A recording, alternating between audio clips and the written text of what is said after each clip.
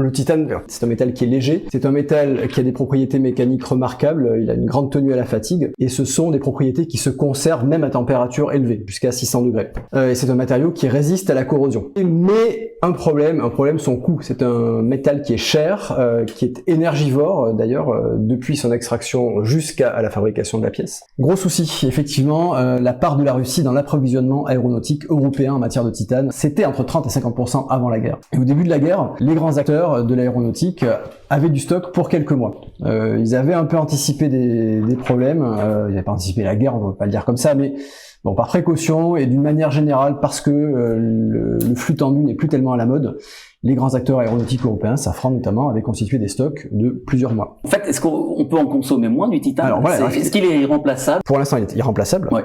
Mais effectivement, on peut se dire, on peut trouver d'autres sources. On pourrait aussi en consommer moins. Alors, la consommation de titane pour une pièce donnée est phénoménale. Le rapport est de 1 à 10 entre le poids de la pièce et le poids du lingot qu'on aura acheté et qu'ensuite on aura usiné pour produire cette pièce. Donc, si je veux produire une pièce qui pèse 10 kg, je dois acheter 100 kg de titane.